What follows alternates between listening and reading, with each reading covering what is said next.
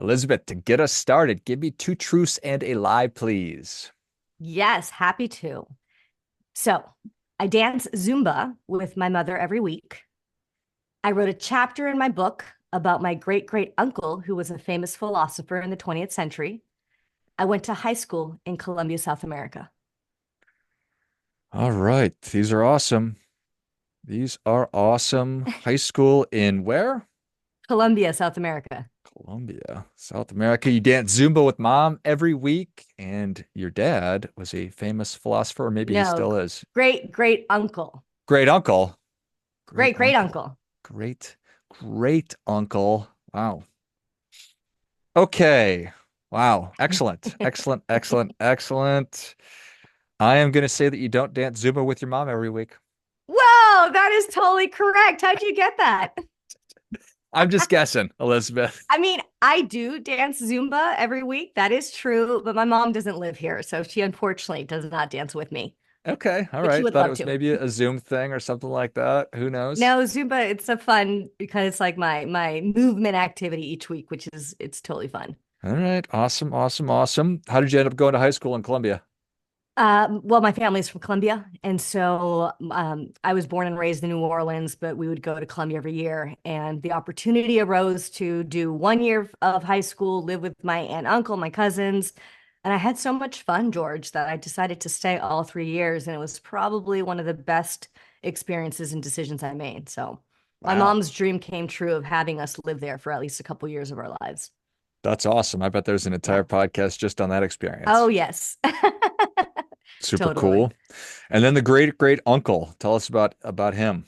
So his name is or was Edmund Husserl. He was a founder of phenomenology. It's a big word. It comes towards the end of the book, and basically, he or we come from very mathematical people.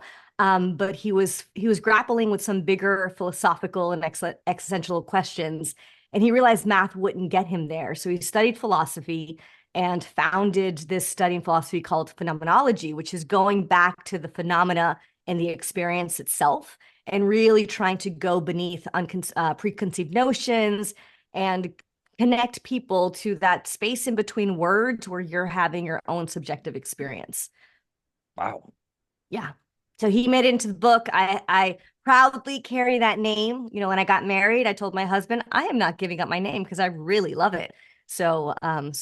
And then my daughter took on our name, my name as well. So she's the youngest living Husserl. Actually, that's not Super. true. There's a couple younger ones, but yes. I think that is so cool. Yeah. When I hear stories about people that say, you know what, I've mastered mathematics and I still haven't figured it out, so I need to branch out. Yeah. Since I know nothing about that at all, that's so foreign. I wonder if that's a burden or if that's just a huge blessing.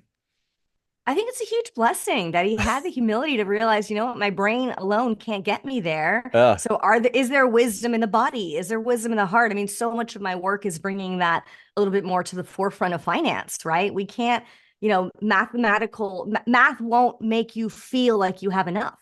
And so that's the whole point of my work. You know, I'm both a financial planner and also money therapist, money coach. And it's like, how do these two worlds come together? So I didn't know that's what inspired me. But when I started studying him, I'm like, oh, wow, this has been part of my family for a really long time.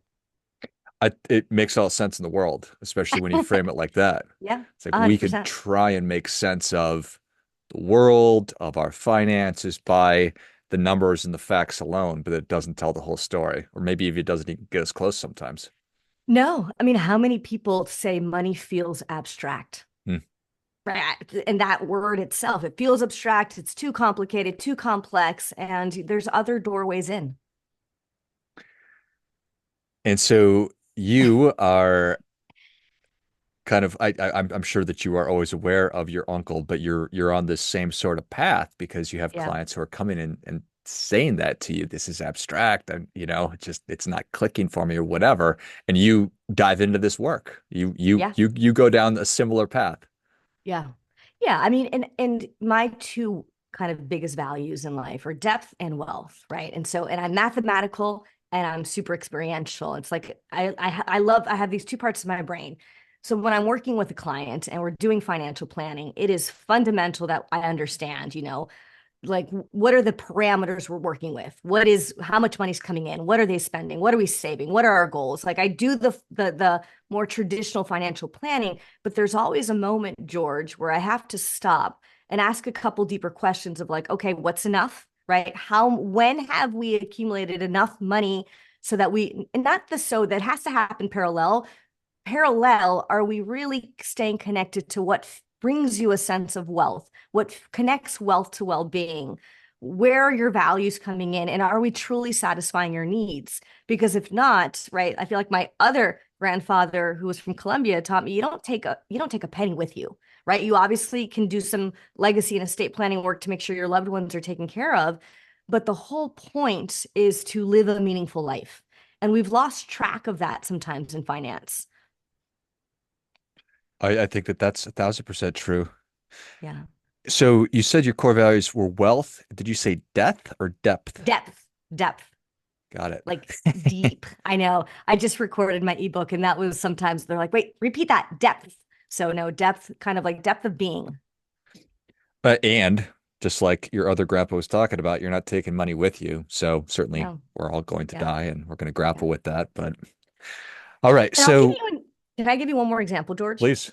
Yeah. And so, for example, I was recently working with some clients who, technically speaking, are financially independent. They have enough money to last, three generations of life. They are fine. They're young. They made their money in tech. But we were having a conversation, and I had them do one of the exercises in my book called the Wealth Mandala, which takes our human needs, right? I studied with an economist, Manfred Max Neef, who took human needs and said, those are universal, but the way we satisfy them are unique and personal, right? And so he made that distinction. And so instead of getting lost or like, oh my gosh, I feel bad because I'm needy, it's like, no, they're natural. Needs are natural, needs are neutral, but how we satisfy them is important. So I was having this conversation with these clients who on paper are financially wealthy and financially independent. And I, as a financial advisor, could say, okay, my work is done. Let me just make sure I manage your assets and that, we kind of navigate the ups and downs of the market. But I would do them a disservice if I just stopped there. So my actual work with them is saying, okay, let's come back to the wealth mandala. Let's reassess where are you on all of your human needs. Let's look at some of the areas of deficiency or lack or poverty, right? And poverty isn't just in our material substance need, right? It's also these other areas of participation or touch or belonging or connection or understanding. And I had the most interesting conversation with this couple because they're like, oh my gosh, and some of my needs, I'm 2 out of 10. Like I am not addressing them. And these are the areas where wealth is not translating to well being. So that's a big piece of the work. It's like, okay, let's stabilize what we need to stabilize and let's do the deeper work. That's where the depth comes in. Let's do the deeper work of connecting wealth to well being. I love everything about that. So human needs are universal. How we satisfy or satiate them is extremely important and personal. And Yeah. those are not universal necessarily. So what are some of those needs that you found that wealth is not necessarily going to get the job done? So I work with a mandala of 12 needs, right? I Okay. can name them for you: touch, leisure, curiosity, connection, belonging, participation, understanding, purpose, freedom, physical health, financial stability. I think it's recalling 12 things is not an easy thing. So I think that's really especially on the spot like that. So that is Right. that is well done. Thank you. I mean, I've been working with these for a long time, but yes, thank you. Okay. All right. So is it common that people have thought about these things? I mean, in some ways, like, I do think that there is, actually, I've listened to a couple episodes of your show, George. You recently had someone talking about life financial planning or financial life planning. So I do think that there is a move to be like, okay, wealth has to go beyond just financial stability. I haven't seen it so organized. Hmm. And what I really appreciated about the work of Manfred Max Neef, he's an economist from Chile, is truly kind of like saying, hey, let's have a framework that is consistent Because if we have a framework that's consistent, we can all dive in and not argue all day long about, is this a need? Is that a need? It's like, no, these needs generally cover our human needs. Let's get into the more nuanced and interesting conversation of how are you satisfying them? And are you satisfying them in ways that come from external input, right? Is someone telling you that's how you should satisfy them? Or are you doing the deeper work of listening to what truly satisfies it for you? Right. Mhm. And I talk about different types of satisfiers, right? There's the singular satisfier, like I pay my utility bill. That satisfies my need for safety, right? I kept the lights on my house up. But there's also violating satisfiers, right? Where I think I'm satisfying one need. For example, I go on an impulsive driven spending spree because I'm feeling out of sorts. I'm like, great, it gave me leisure for a moment, but guess what? I have to now go work harder to pay off that bill. And what we're really looking for are those synergistic satisfiers. What are the strategies that you implement in your life that actually touch some of the multiple needs? So for example, going back to one of my truths and a lie, Zumba. I love to dance, and it's a modality that I personally found it. I do my physical health movement.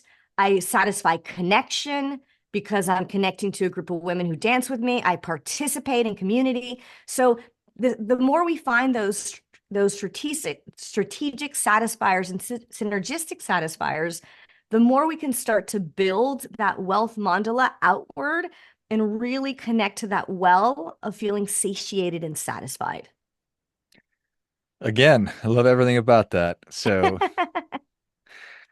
Zumba, what a wonderful example. You're getting Yeah. exercise, you're getting to dance, which is something that you love to do. You're Yeah. around like-minded people that you enjoy being around. So it's a community and probably lots of other things. Yeah. So being able to find those through lines that you are able to meet or satisfy lots of different needs with one activity, is that I haven't thought about it ever. Is it I guess the sky's the limit to how many, if I just sit down and think about how do I meet Yeah. lots of needs with maybe one thing or one activity? Yeah. Yeah, exactly. I mean, like the sky is the limit. And I think I love that you bring that up, George, because ultimately, let's go back to one of like when I first heard the definition of economics, it's the allocation of scarce resources. I was like, I was 16. I'm like, that doesn't quite sit right. I'm like, why scarce resources? Yes, there are definitely things that are scarce. There's tangible natural resources that are scarce. Time is scarce, but then there's all these other resources like creativity that is unlimited. So you can apply your creativity to this exercise, come up with an unlimited number of satisfiers, then start practicing, be like, oh, how did that one really feel? How did that one feel? And but the sky's the limit on how creative you get. And then Just that kind of turns up economics on its head. I don't necessarily consider it to be the allocation of scarce resources. yeah, it's interesting. I wouldn't have been able to, that's not the definition I would have given. I don't know what definition I would give, but I think that's again very, very, very interesting. Yeah. I think a lot about just how I allocate my resources as just there's no guarantee that something's going to make me happy, but if I can get better at Yeah. aligning my resources to the things that are most important, that makes sense to me. And it seems like it'll probably get me closer to the life that I want. Yeah.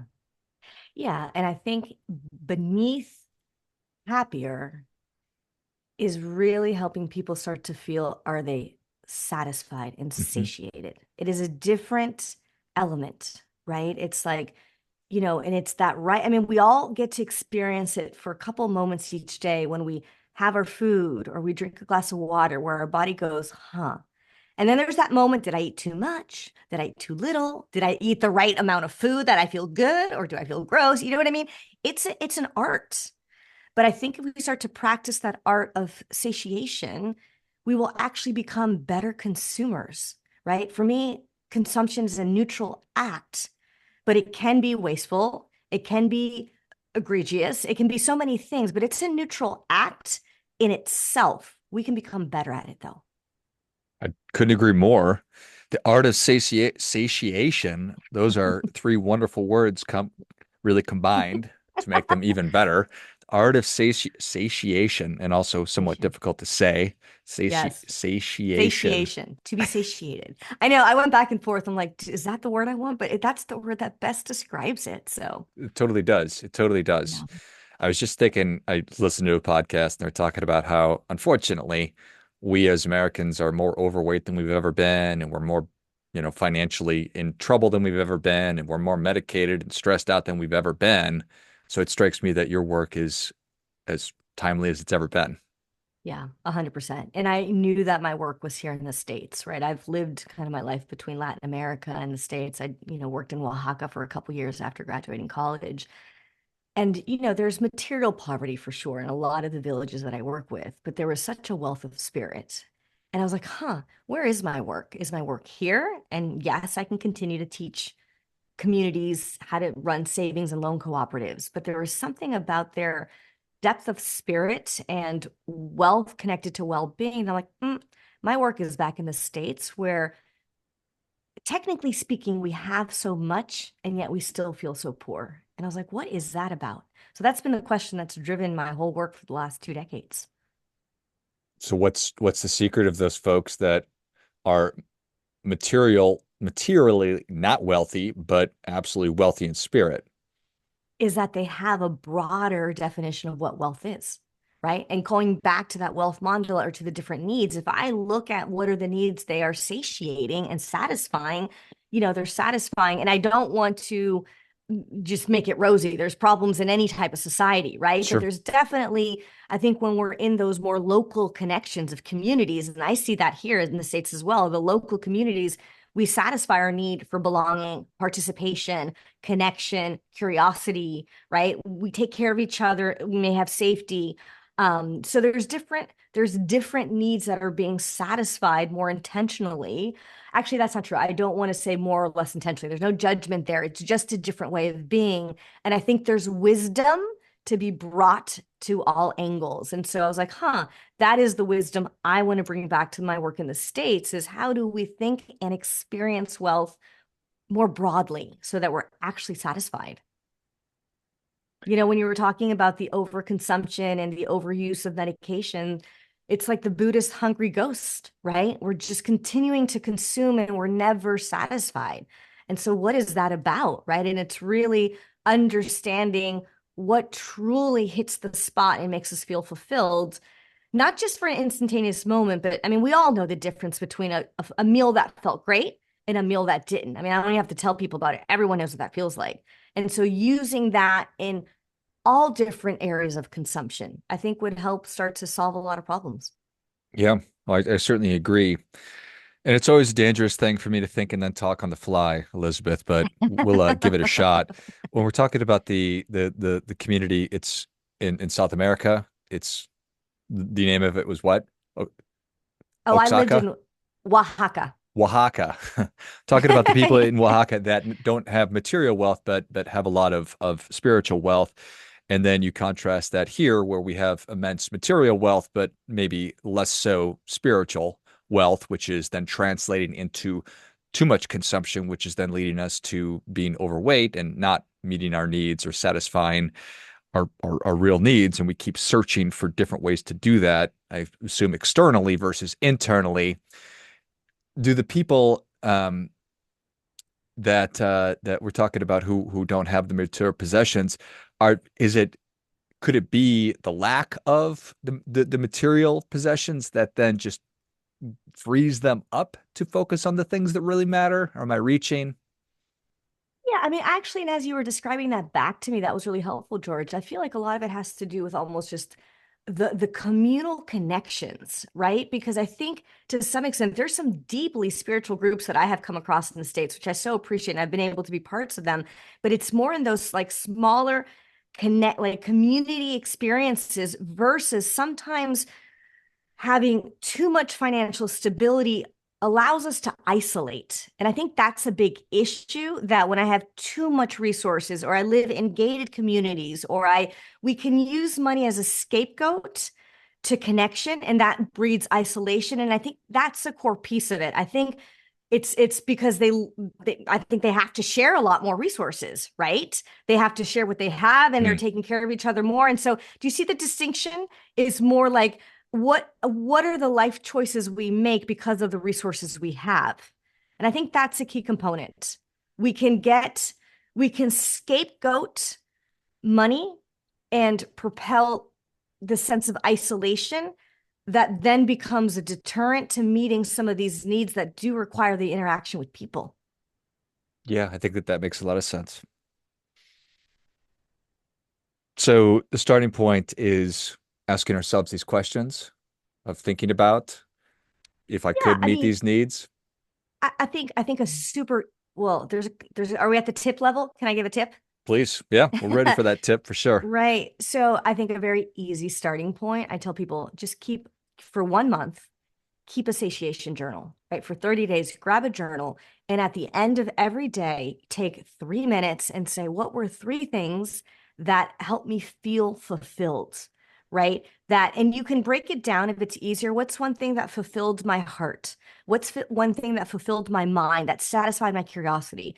What's one thing that fulfilled my body? Right? What's one thing that fulfilled my spirit? And add another if you want. But and literally for a month, George, don't analyze it. Don't try to make big conclusions. Just take track, take inventory, take stock of 30 days, what fulfilled me. Then you go back at the end of the 30 days and read through them all, like have a cup of coffee, a cup of tea, read through them all and say, what patterns do I see?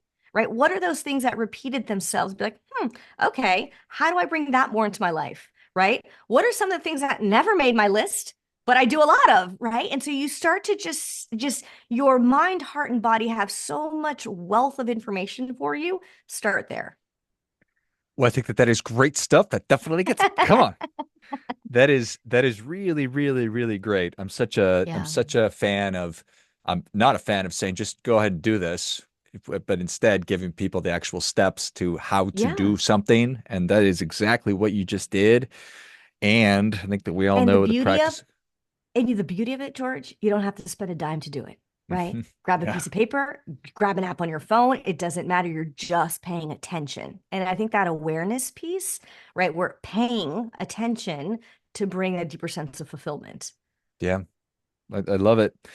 Mind, heart, body, and gratitude is an important thing, certainly. But Mhm. I think that this is something that I can grab a hold of a little tighter, at least for me Yeah. personally. And it's something that and then being able to look back on it and find those patterns and those through lines that'll give us Yeah. evidence to what we've been talking about. So this is awesome. Yeah, and I would say I actually write about the distinction between gratitude and satiation. They're connected, but they're not the same thing, Mm. right? And I think gratitude practice is freaking awesome. I love, and at work, we do gratitude practices all day long.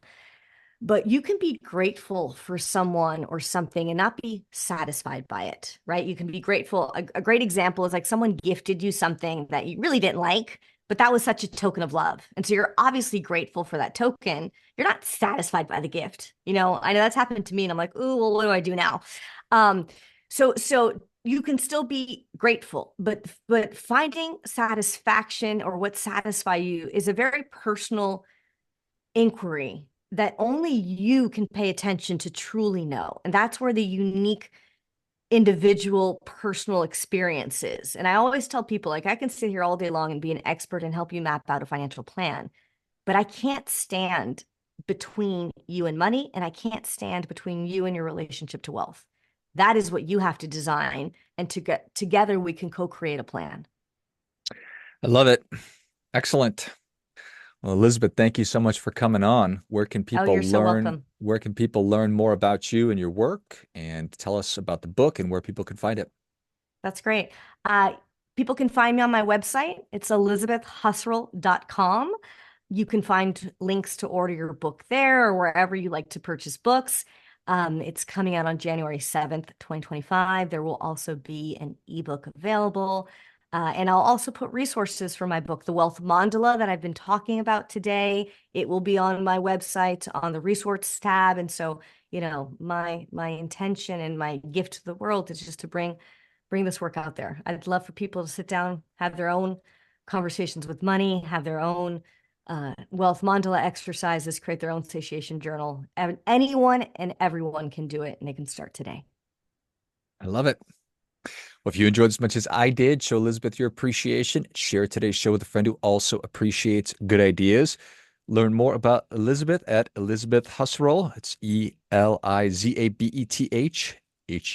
HUSSERL.com. Go check out all the different resources Elizabeth is talking about. Check out the Wealth Mandala and get your copy of the book when it comes out on January 7th. Thanks again, Elizabeth. Great. Thanks for having me. Finally, friendly reminder, there's never going to be anybody more interested in your financial success than you are. So act accordingly.